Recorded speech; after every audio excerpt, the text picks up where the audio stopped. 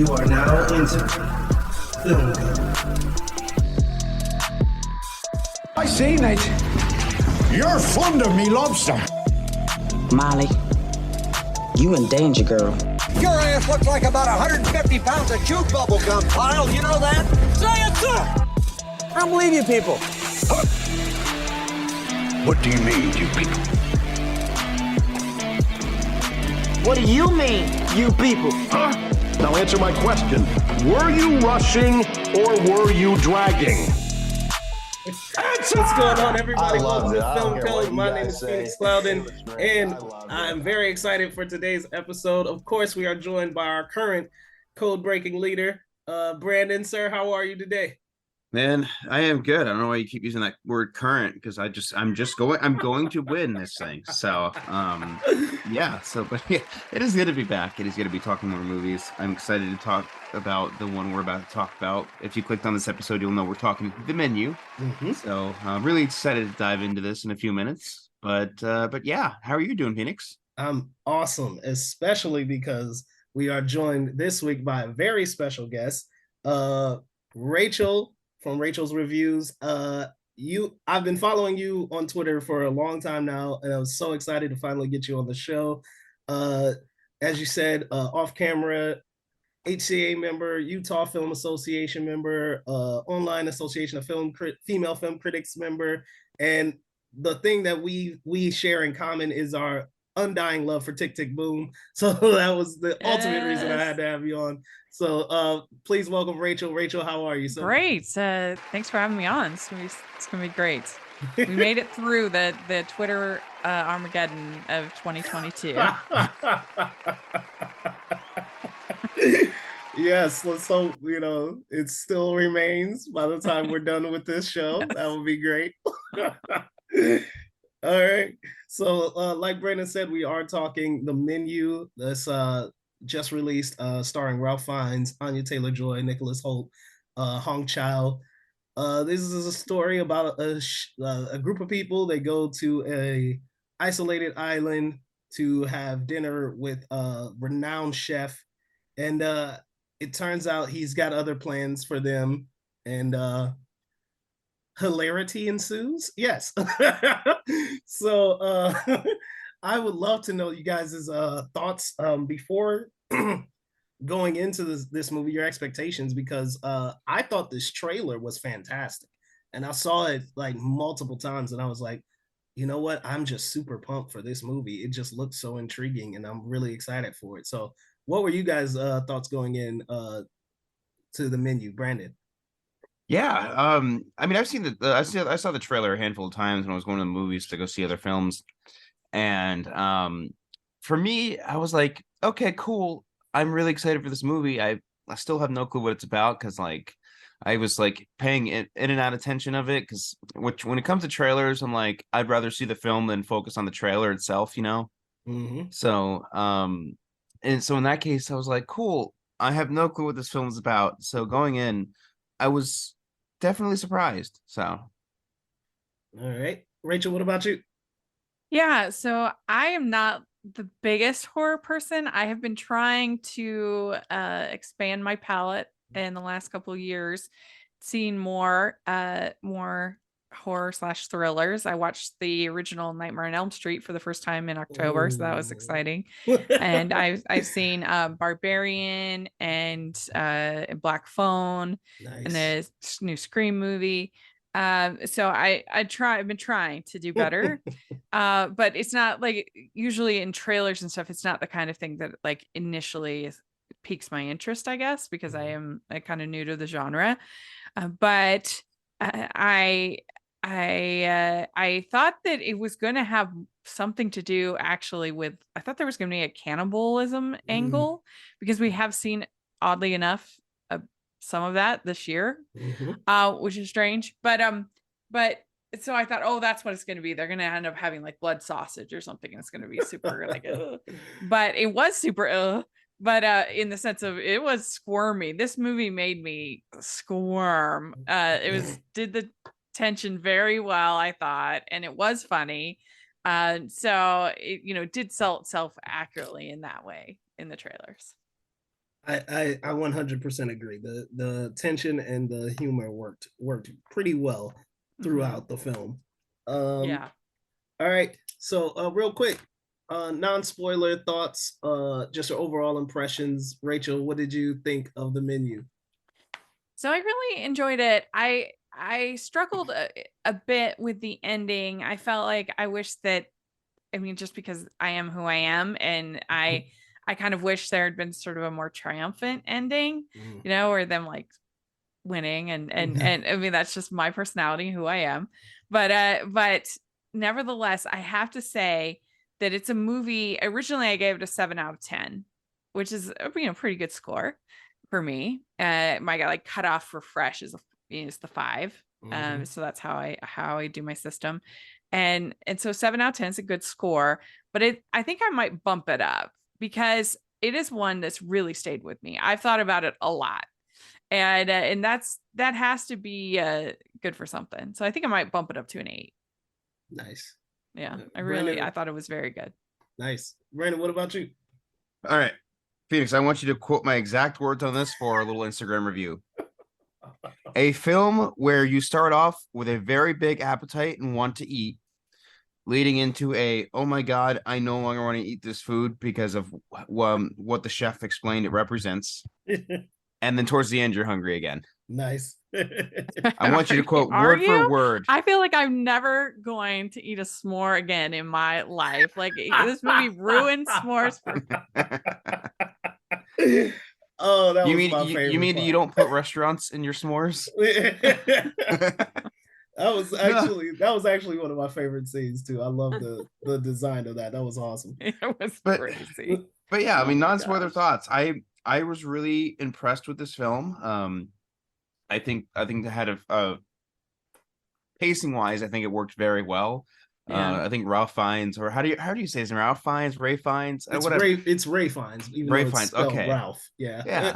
Okay. So, but yeah, he delivered a fantastic performance. Anya Taylor-Joy was incredible. I love anything she's in. She's great. But I was definitely impressed with this film. I thought I was going to go in and just see. I was going and expecting something completely different, like Rachel was kind of saying, just like kind of expected a horror aspect to it. But I mean, they did really well with this. Yeah, and I do agree. I thought all the acting was very well done. I particularly enjoyed Janet McTeer as this critic. Yeah. I thought that she was really funny. Yeah. Anyway, I thought she was really good. That just her sort of disdain and the banter back forth with the other critic guy were really, really enjoyable. I dug that. So I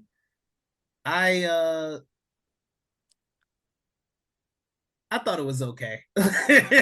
I'm like not as high on it as some people seem to be, but I thought it was okay. My only issue with it was I was like the trailer led me to believe that it was more of a mystery and a horror movie, I guess, and like that's fine. And we get to the movie and it's not really that, but at the same time I was like, the story that they're giving is tension filled and it's got a great pace to it, and I'm so excited to see where it goes. And then it just ends, and it was just like I was like, to me it was too abrupt and too straightforward, I guess, for what I thought they were setting up. For the attention that it had, I thought it was gonna go in some different direction. Maybe there would be a surprise where these people get away, or what we thought was happening wasn't really happening. But no, it was very much as they said it was. And so I was like, okay, that to me hurt it a little bit because it didn't have that, really anything else to it other than what it said, which is fine, I guess. What I'm saying, for any movie, that's perfectly fine. It just seemed like it was going in some direction and it never really decided to go there. But yeah, other I than mean, that, like I said, I did dock it a little bit for the ending because I wanted a little more fight and a little more, like, I don't know. I just think it would have been even better if you would, well, I guess this is non-spoiler podcast because I just think it would have been even better with a little bit more of a triumphant ending for the diners. Yeah. But I that's disagree. just my personality, you know, that I like happy endings. I disagree here. I'll get to that. I'll get to why I disagree in the spoilers section of this. Well, yeah. I mean, I do want to say that like there were some great lines in this movie. Like great lines, great moments. I loved almost everything Ralph Fiennes said. I thought he was amazing in that role. I thought he was incredible.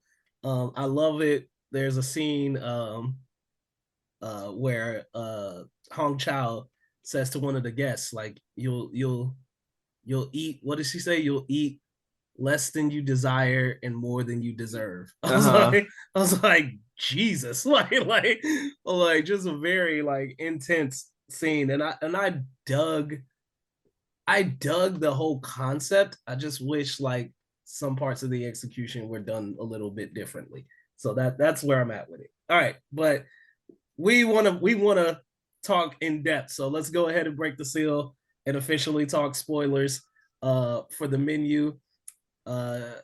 Brandon, kick us off. What are your spoiler thoughts now for the menu? What school did you go to? Brown.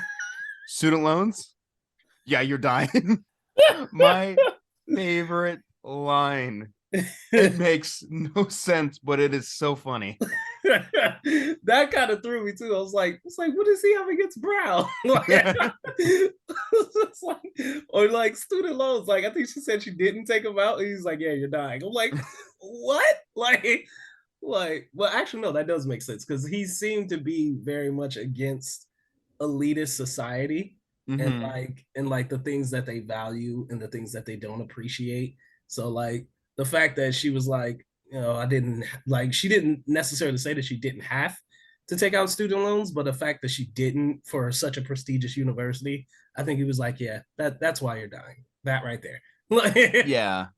See, something I like for real though, like diving into spoilers. I really, really enjoyed like I mentioned, non-spoilers, the pacing. I think how they switched from meal to meal to different things happening of just like they needed to have that like even having a scene of just like all of all the ladies around the table talking with that one chef and all the guys just running off and getting captured. They made that work so they can have that little gathering between the two. They were able to separate each party up and divulge kind of a plot. So it's like some needed exposition, and I thought that worked really well. So when it comes to the ending, though, I really liked how kind of abrupt it was, because this film started with an opening shot of Anya Taylor-Joy. Waiting to board a boat, smoking a cigarette with someone who we assume that they're just boyfriend and girlfriend or have some kind of love relationship. I honestly thought they were brother and sister at first, but that was I always assumed that they were lovers, but like this is something I love is just like as the film progresses, you learn more about these characters that you don't assume that you were given context clues of everything going on, and you kind of piece it together in your mind, and then boom, we switch the card up, and here's what's actually happening with everybody.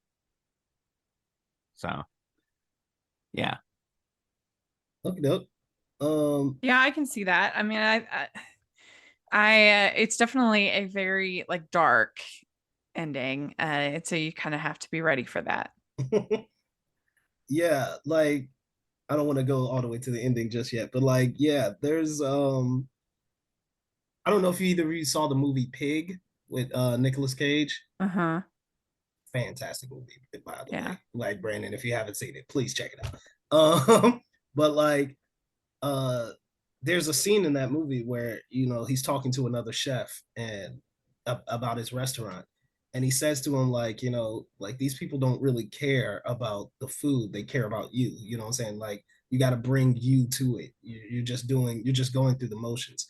And that really, like, having seen that really kind of ties into what I feel like they did here with with the chef was that he had become so obsessed with producing great food and receiving this level of praise that he no longer really appreciated his craft or his art, or he didn't have that love for it that he once had. So that final scene where she asks him for a cheeseburger, I thought was fantastic. Obviously, we see a scene earlier where she's like looking through his photos and she sees like him smiling when he was like working as a cook in like a fast food joint, and like that was like the last moment of true happiness in his life. And so she's like, yeah, why don't you just make me a cheeseburger? And I just thought that was brilliant. Like that to me was the strongest element of this film, was this idea as a food worker myself, like the idea of, you go from fast food to casual to fine dining, and, you realize like, okay, if you really love this, you know what I'm saying, you lose a little bit of the love for it the further up you go, because you're more obsessed with craft than you are, just feeding people. Well, and also the kind of further along you get in your career, you end up managing people as opposed to actually like doing the craft. Like so often it's the people that are in the more manual labor that actually are doing the cooking in this case, whereas he is now sort of this manager of people, and so he's kind of gathered together this group of people that for all different reasons kind of irritate him. Mm-hmm. You know what that kind of reminded me of? Him like reigniting a spark for the cheeseburger. It reminded me of that scene from Ratatouille when the food critic takes the bite and it's just like, oh, childhood.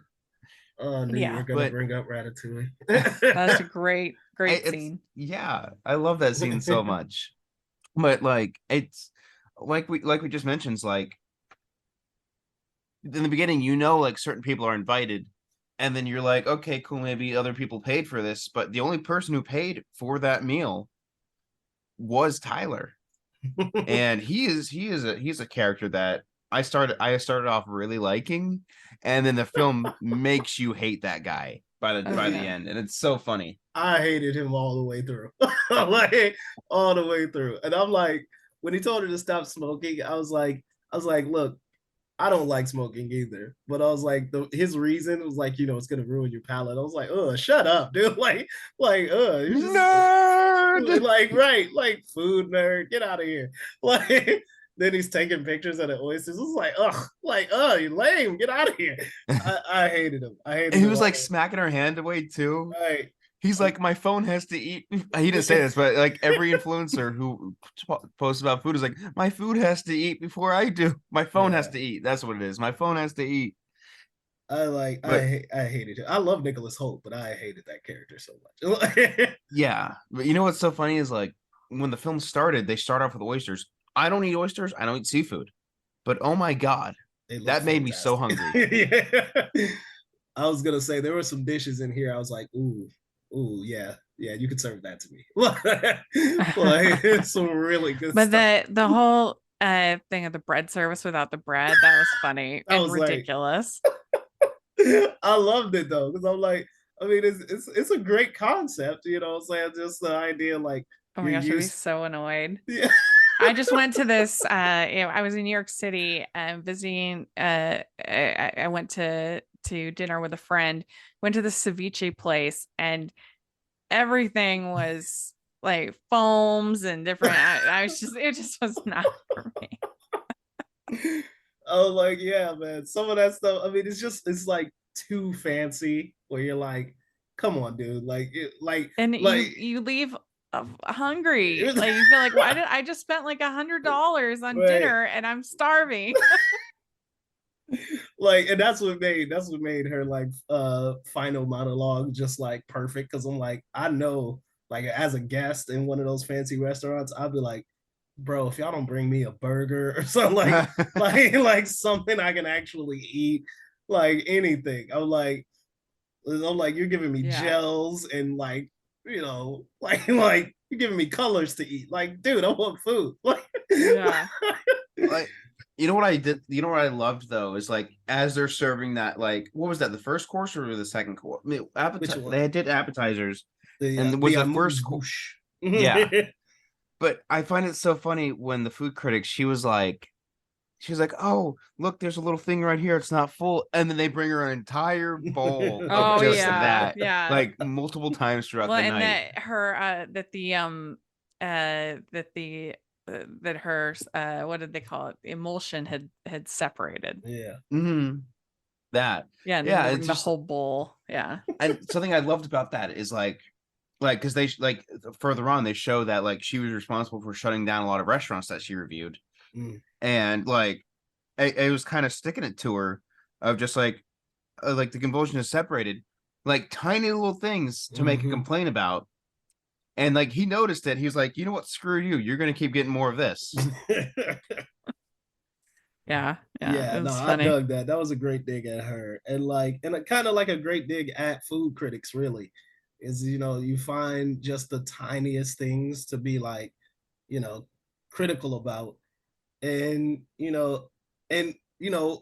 every artist deals with critics who are being like nitpicky and stuff like that, and it's got to feel good to be like, oh, you want to be a nitpick? Oh, okay, well, like today's the day where we don't really care. You know what I'm saying? So like we're gonna shove it in your face. I thought that was great. Do you think all of the sous chefs and everything knew that this was their last meal as well? Yes. Yeah. You saw them like crying and stuff in certain parts. Oh, really? I didn't even know. Like, I mean, if not, how else would, if you didn't know what was going on, how would you have reacted to seeing one of your coworkers shoot themselves in the face? Yeah, that was shocking. That was a shocking moment, I thought. Okay, so I don't like Midsummer, but I love the shock factor to it the first time watching it. That's what that felt like. Because the hour mark of Midsummer, the old couple jumps off the cliff. Yeah. This part right here is just like, this is the part where I'm like, he shoots himself. I'm like, did that really just happen? I thought it was interesting how many people thought it was still like, just a part of the show. Like they were like, oh, okay, like I guess that's going on right now.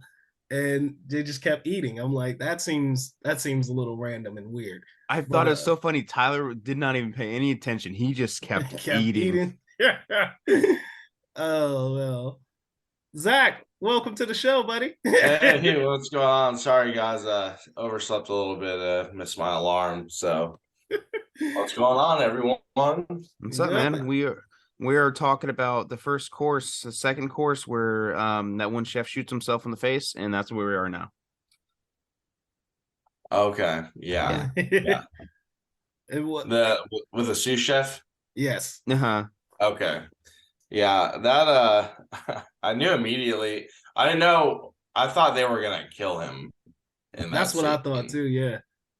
I thought like they were gonna kill him. I didn't realize he was gonna shoot himself. So yeah, that was shocking. A shocking moment, I thought. That was great. But the one thing I was like a little confused about, and this is where the movie sort of went in the direction where I kind of fell off about it, is like he tells Margot that they're all dying tonight. Like, you know what I'm saying? And that's the plan, is that they're all gonna kill themselves.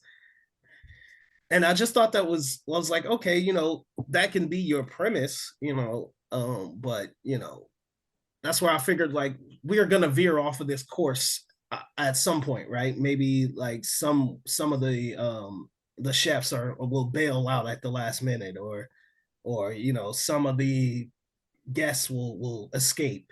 That's sort of what I was getting at. And then no, it, like I said, it goes in a very straightforward way. He tells her this is what's gonna happen, and this happens. And I was like, okay.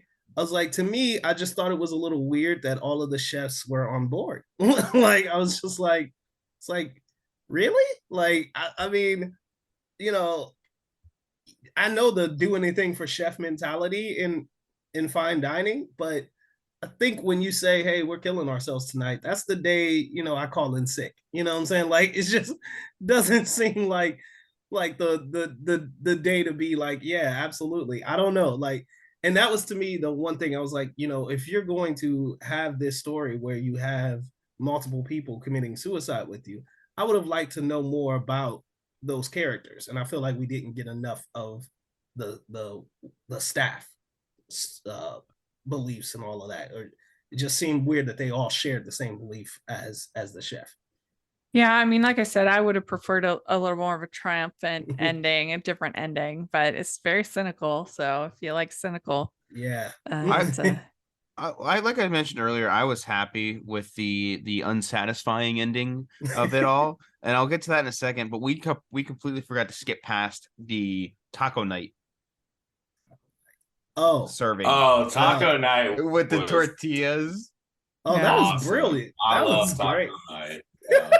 That was what I loved most about that is they're all looking at their tortillas. They're like, "Oh, what is this? Oh, it's embezzlement checks for fake write-offs." I'm like, "Oh my god!" And then they have Tyler, him taking the pictures on his phone.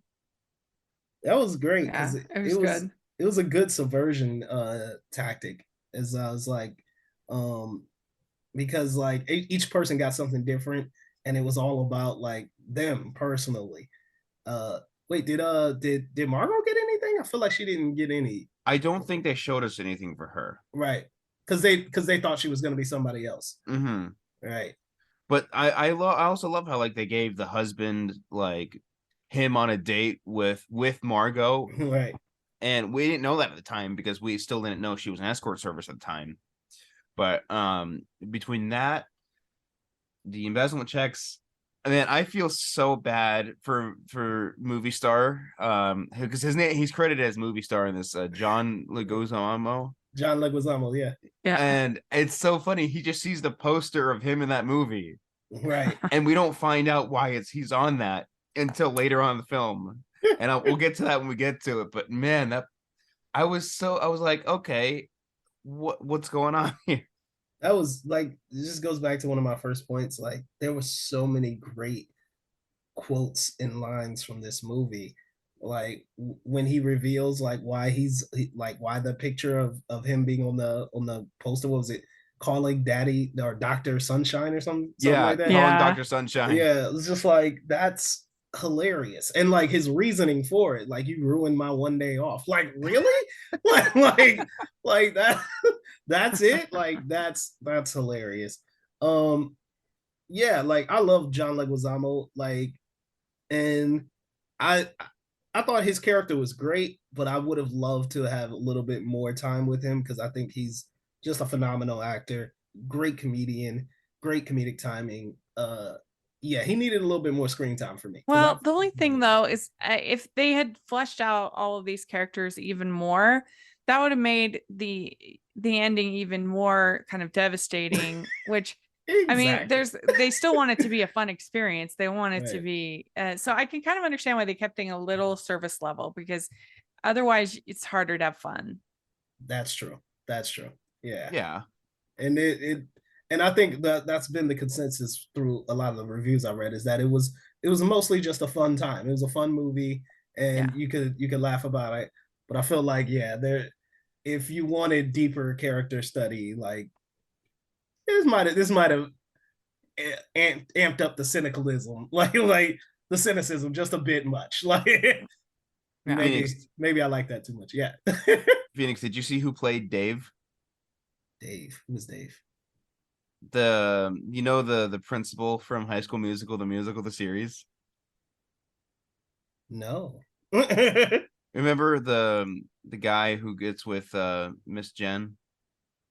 Oh yeah. I did not put two and two together until I looked at the cast and like, that's oh my god, I totally forgot about that. Yeah, I was like, I knew I recognized him from somewhere, but I couldn't pinpoint where I knew him from. So yeah, okay, nice little High School Musical tie-in, guys. Had to pull that up. So, Zach, anything you want us to say about the? I mean, I don't know what all you guys discussed before I came in. I really like the part with the bread. I don't know if you guys already talked about that. little The bit, but that was breadless great. bread. Yeah, that was I really enjoyed that. I thought it was very comical the way they did that. Like they're so high up and rich, it is beneath them. I thought that was really great. I felt like it was just so funny to see like they believe that they're above bread because it's a peasant's food. So I really did enjoy that. I thought this whole movie was so comical and great metaphors. I love this whole movie, to be honest. I thought, yeah, I thought I it was was. pretty happy with it. So Yeah, I thought it had some great comic moments. And like the comic moments really helped the tension. Like for me, like I didn't even realize it, but like I was kind of like curled up in my seat like as I was watching it, but it was like for different reasons. So sometimes I'd be curled up laughing and other times I'd be curled up cringing cuz I'm like, "Oh my god, what's happening?" Like, "Oh, this is so much." And like but then it would be like really great like breaks of humor which I thought were just hilarious. So there was great stuff throughout it. well, the I forget what it was that he served her. The food critic though with the broken Yeah, like the the broken emolument. yeah, Mm. that was great. And I also really enjoyed the part where he's talking about his stepdad or his dad. Sorry, not stepdad, but his dad. And he's like talking about stabbing him in the thigh, and they actually stab a piece of chicken in like thigh. That was hilarious. Yeah. And then did you guys already talk about the man's folly? I don't think so. No, we didn't. Okay, yeah, The what? man's folly. It's the moment where the female chef tells everyone what chef tried to do to her, and she explains what the man's folly uh dish is about. I So that like the ending of that where they serve him like a golden egg, and it's like, oh, here's what you get for being the last one caught. yeah. That was great because it was just like it's moments of like genuine service mixed with terror. Like it's like, hey, here's a nice dish for sticking it Yeah. out. Like You never expect to see the chefs like who are preparing food go on a full-on sprint trying to track you down. yeah, I thought that was great though. Like to me, I love Anya Taylor-Joy. I really do. She's a great actress. And I've enjoyed most of her roles that I've seen her in. Um, to me, the only reason that I like this role is because it's Anya Taylor-Joy. Like there's nothing really stand out about her performance about this particular role. I think she does it fine. But yeah, like the only reason I cared about this particular character was because it was played by Anya Taylor-Joy. I don't know. I think I mean, it's hard to say because we got her, so it's hard to Right. say how another actress would do. But she's a really important character because she comes in with this totally different perspective, and the fact that she's even there throws the chef off because all of a sudden now he's conflicted about what he's doing because there's this innocent person. Not that the other people deserve to die, but she especially doesn't deserve that is not somebody that he can kind of rationalize. And so then you see him kind of trying to get to, he says, what team are you on? Ours or theirs? And so he's trying to figure out whether he should show mercy, which he ends up doing on her because she's the one that's not guilty in his eyes. Yeah. That's fair. So I think it's really an important character. Definitely an important character. I was like, Anya Taylor-Joy is great, but like I don't feel like this is like a performance. This is just Anya Taylor-Joy. Like it could have just been that. But again, like I thought she was fantastic.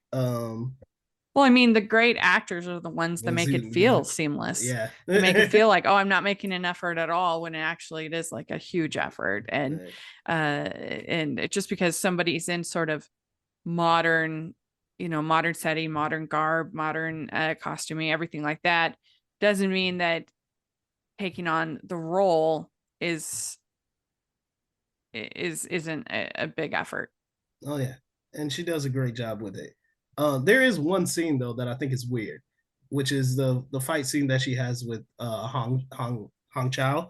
Because I'm like, it does seem a little illogical, like especially if you're like, hey, you've all agreed to commit suicide tonight. Like, why does it necessarily matter if you're being replaced? Like doesn't really matter. Like, I mean, if that's her thought process, is that she's gonna be replaced by Anya Taylor-Joy, I was just like, well, why does it matter? You all are committing suicide. So I just thought that was weird for them to have that fight scene there. But how I view it is she among literally everybody else in this film are letting their egos get to them. It's just like, I don't even think she had in her mind, hey, I'm gonna die tonight. She's like, her main thought process was, oh my gosh, am I getting replaced by this girl I just met? Yep. I mean, but even if you are, it doesn't matter. Like, you know what I'm saying? You got 2 hours to live. I don't know. It just thought it was weird. Oh, maybe she just wanted to be like the chef's best till the very end. Like she was so nice about that, I love some of her lines too. Like when they asked her if they could send stuff back, and she just goes, no. And you know what? I love that, because like, as like working in fine dining, what you're told is that you're not allowed to tell the guests no. And so like that power, being able to be like, oh no, like you don't get what you want. And I loved their response. Like, what do you mean? Like, you know what I'm saying? We're always, like, we're the customer. We get what we want. And she's like, no, you don't get it. Like, it was just like, what was it she said to him? She was like, you'll get. Yeah, you'll eat more than you deserve. What is it? You'll eat what less than you desire and more than you deserve. Yeah, you deserve. Yeah, yeah, that was great. Fantastic line. Yeah. And then I really liked the end, towards the end, with Tyler, where he's making the dish. I love the fact that they gave it like the title of his dish and like everything he did. Yeah, great. Those those captions were pretty funny. They were great. Like, because they're like, for the other ones, they're like really explaining like, oh, this is what goes into this dish and all of that. It's very elegant. And then you see like Tyler's dish, and they like, yeah, this is all wrong. Tyler's bullshit. Yeah. Right. And I thought it was interesting for him to be like the foodie of the bunch, the foodie nerd, that he didn't know how to cook. Like what? I was just like, that was hilarious. And like, but upsetting. It's also like cooking under extremely tense circumstances. So absolutely. I don't know. Oh man. But no, that was great. And he served like undercooked lamb or something. I was like, yeah, oh, yeah. What are you doing? Like, at least finish the lamb. Like I was worried they were gonna serve that to the guests. Like you gotta eat Tyler's trash too. Like, oh, that would have been terrible. My favorite part when he was like, oh, this is actually quite bad. And then they do a pan over shot of the food and they describe what it is. Yeah, that was funny. Yeah, but there were some great moments in this script. I think that Ralph Fiennes in particular, he really shined. He really shined in a lot of these moments. I agree. I also like the fake Coast Guard. Oh yeah. When he comes in and he writes on a piece of paper, "Save us," and they think like they're gonna get help, and it's really just another kitchen staff member. Like, genius. Very well played. Incredibly well played. Man, there's just something that I do, like I mentioned earlier, I wanted you to quote me on this, Phoenix. Here's why I say that you start off with a really bad appetite. You're starving when you see this food, and then you lose your appetite because you see what it represents, and then you get your appetite back when she asks for the cheeseburger. That cheeseburger. I'm not kidding. So I got a cheeseburger delicious. right after that movie. Yeah, I was like, man, that really makes me want a cheeseburger. I went to McDonald's and got a cheeseburger. That's terrible.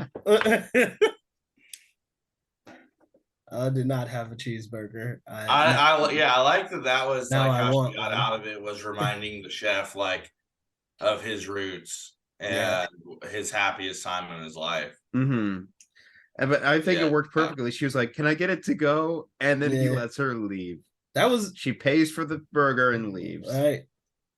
Yeah, I think I would have liked. Again, this is just my personality, but sort of that speech to either make him change his mind or give like some kind of an out, so that I know the ending was just super dark, very dark.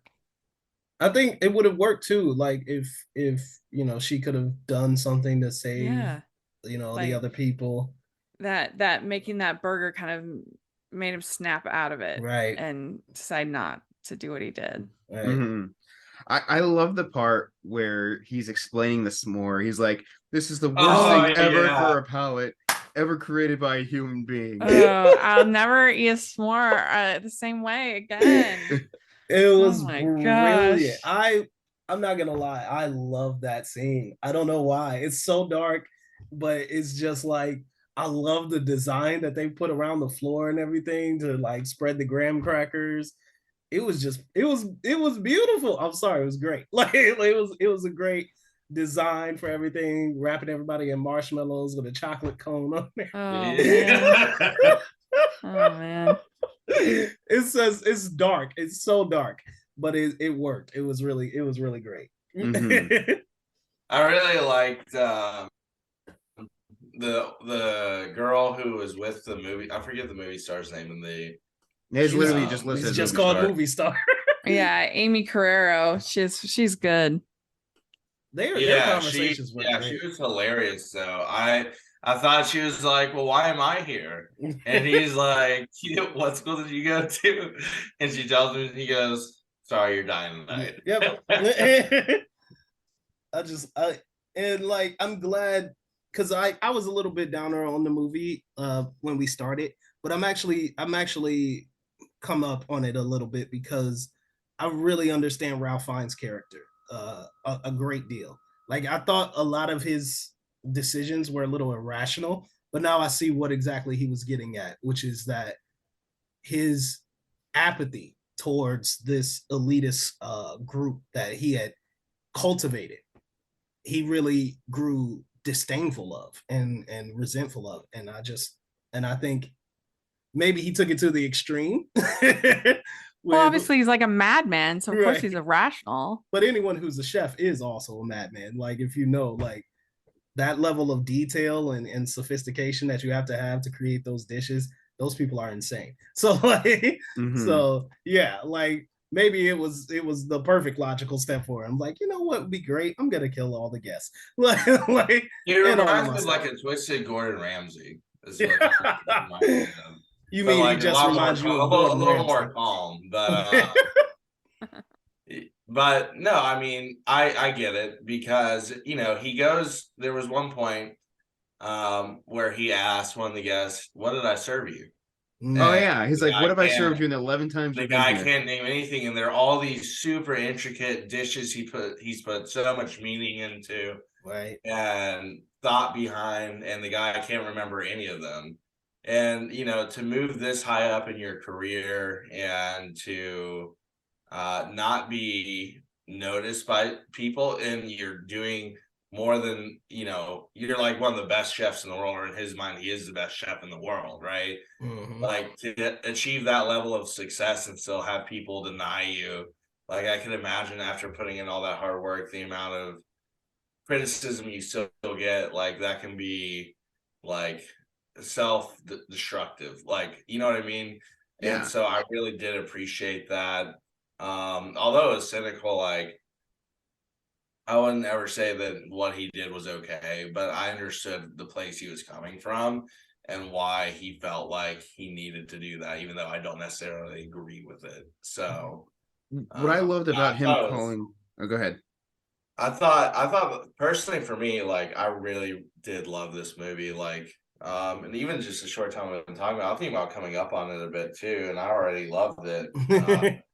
So I thought all the metaphors in this movie were so great, and the bigger message of the movie was really great. I was okay with the ending.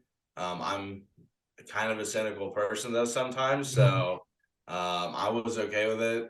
I was the one guy who said I felt like that Maverick should have been killed in Top Gun Maverick if he's not going to play that character again. So, yeah, I was okay with the ending. I thought, it was like he let her go because of, she was the one person who could remind him of when he was happiest. But he's still at the point where he's gone too far to go back. Mm-hmm. So I understood why it happened still.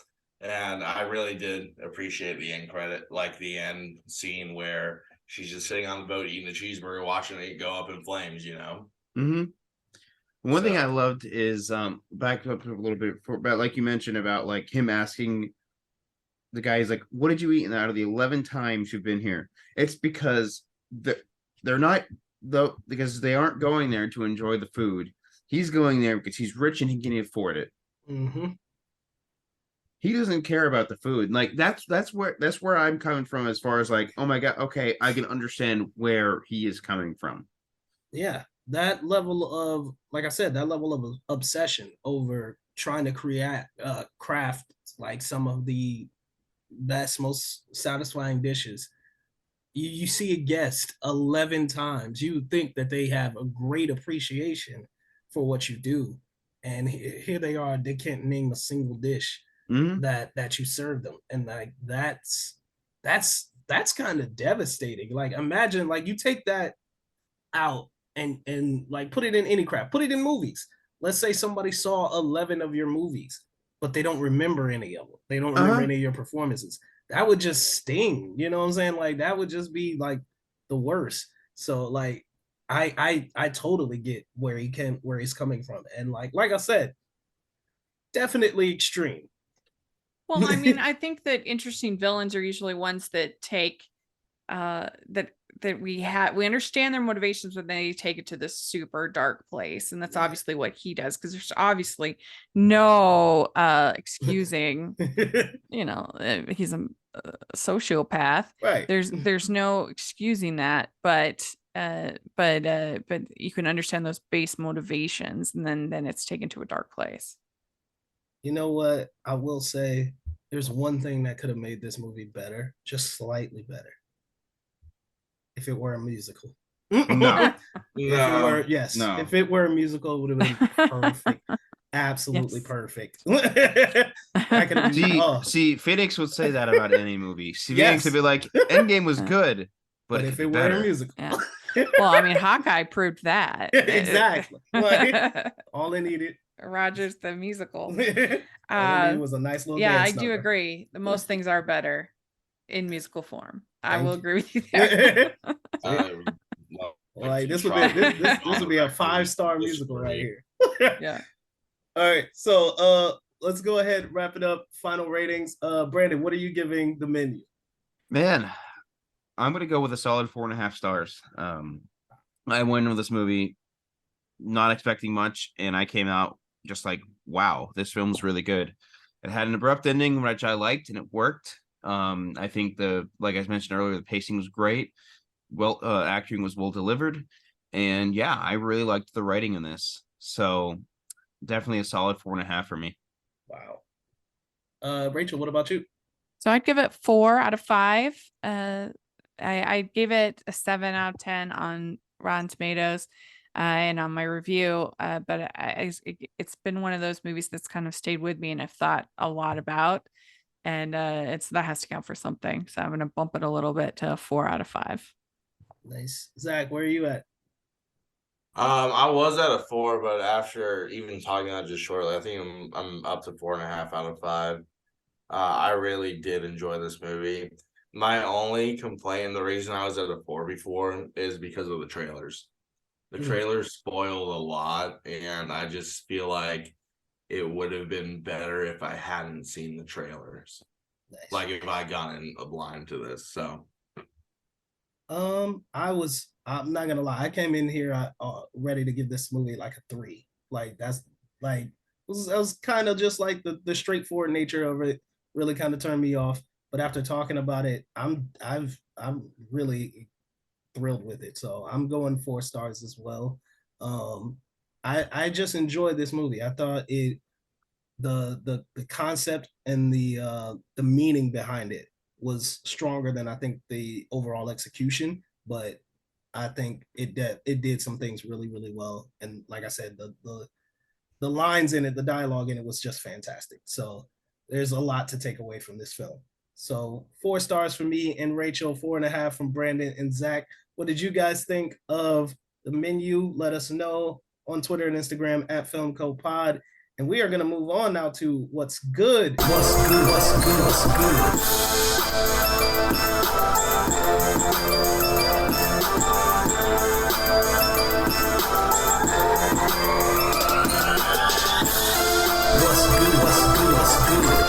So, Brandon, you've had a fun week. What would you recommend? I have had a fun week, actually. Let me pull up my diary, looked what I watched. I watched Weird, the Al Yankovic story. Man, okay, so you know how like every celebrity nowadays has a biopic made for them. Mm-hmm. And you know how Weird Al Yankovic does parodies for movies, not movies, songs. Right. This was a parody for biopics, and I loved it. Nice. Are you serious? I have to see this now. Dude, it's so funny. It is such a funny movie. Daniel Radcliffe delivers a fantastic performance, and I went with a 3.5 stars because I mean pacing was off at times, but it's still a really funny movie, and you almost forget Daniel Radcliffe's actually British. So, yeah. Nice.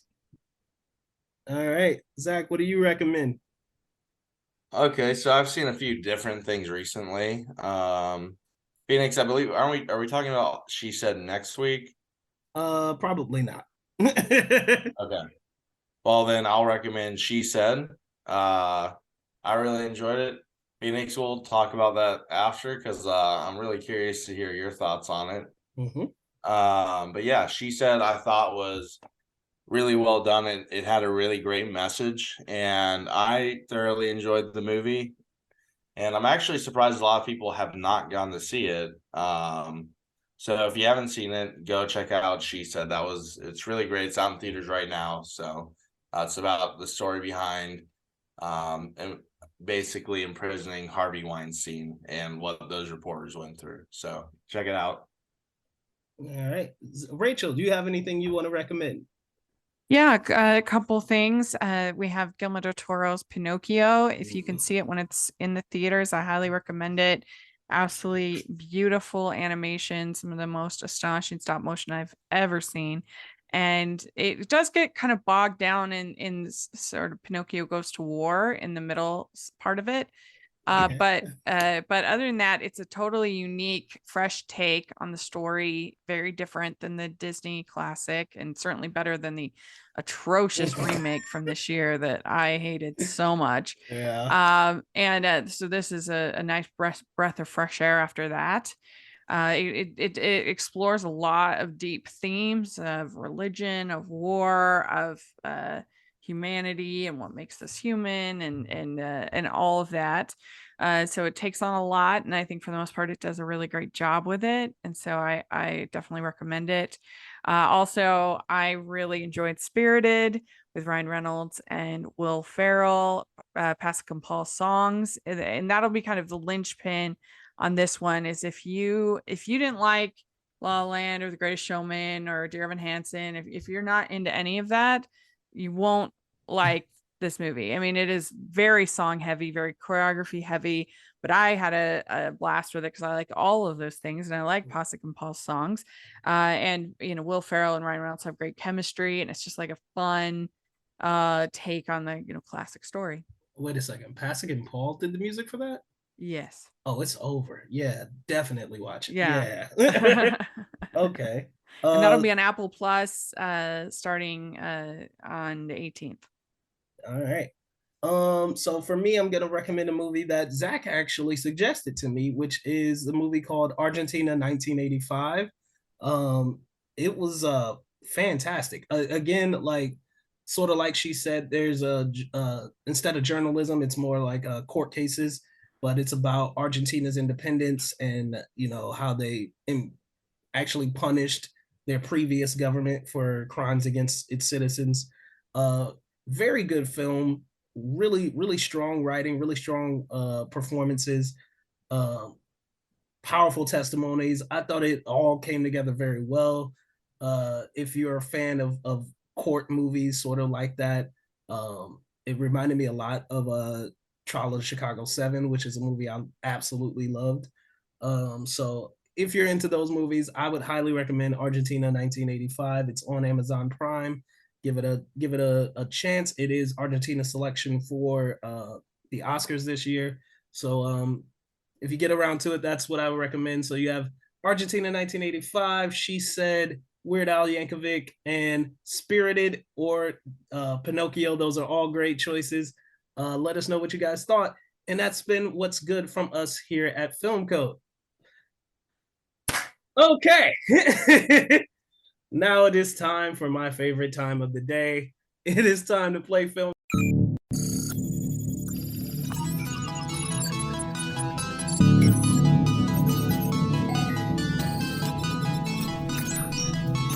You are now entering Film Code.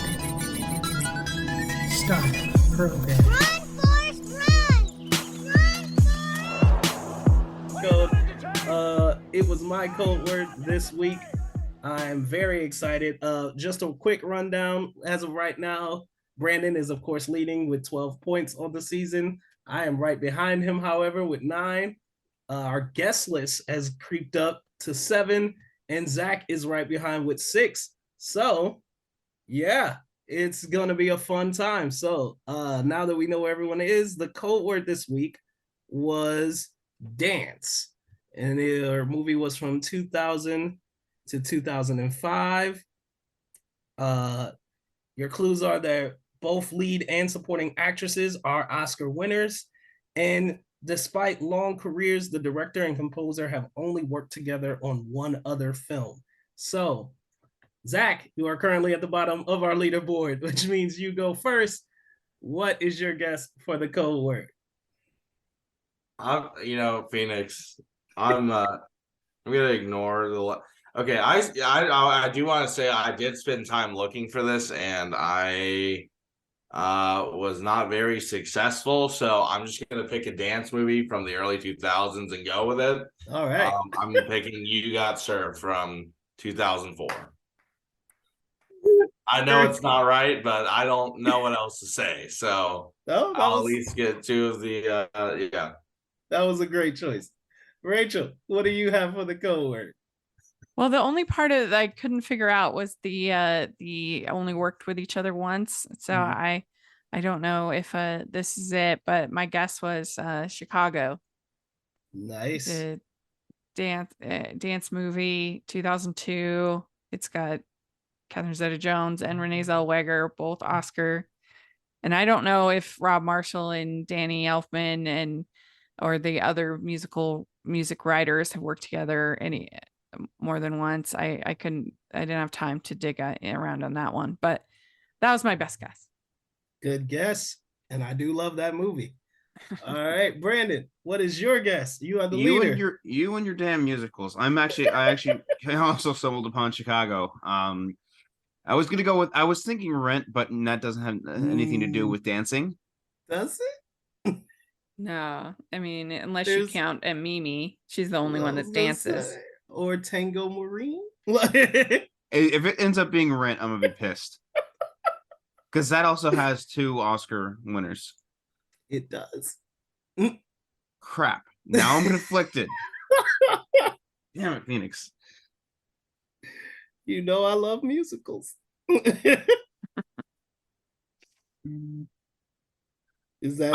I'm still going with Chicago because Jonathan Larson wrote and composed Rent. So I'm gonna go with Chicago. Okay.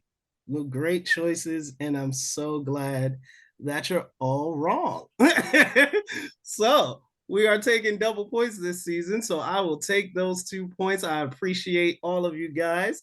And by the way, this is going to be hilarious to reveal, but your movie, their actual codeword is the director and composer who have worked together on only one film is the director Nancy Meyers and composer Alan Silvestri, who've only worked together on one other film, which is where is it? Nancy Meyers made a dance movie?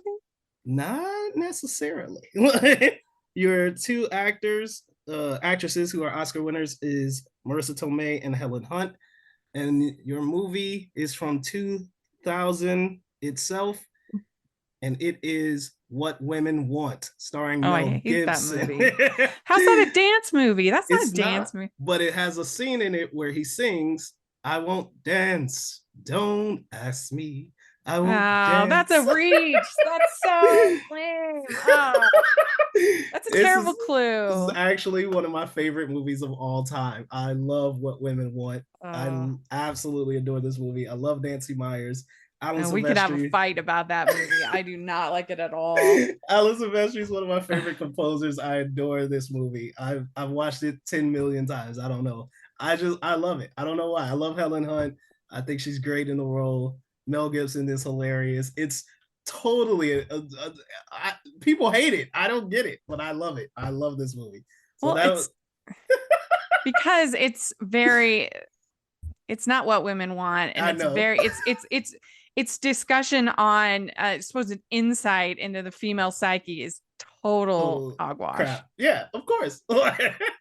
But sometimes you need a little trashy movie to get you through the day, and this is one of my favorites. I can't excuse it. It is no good.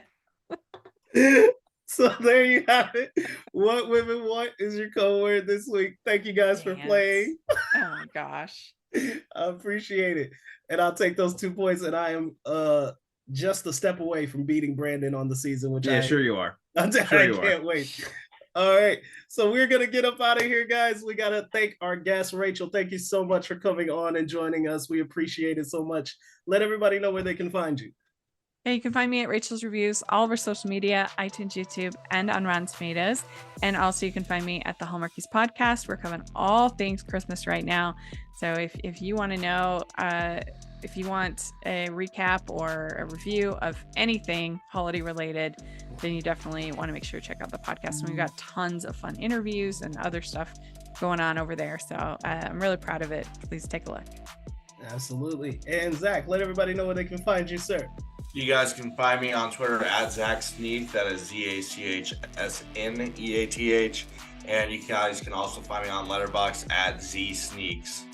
All right. And Brandon, since you are so close to losing your lead, you shut your mouth. Where can people find you, sir? You guys can find me at FANTASMIC ears over on Letterboxd. Go check out what I'm watching. Go check out what I'm reviewing. And yeah, thank you guys again for listening. Thank you. And you guys can find me on Twitter at IamHOReviews1. That's the number 1. And on Letterboxd under PA Clouden. And as always, guys, please follow the show on Twitter and Instagram at FilmCodePod. And we will see you guys next week. We are out of here.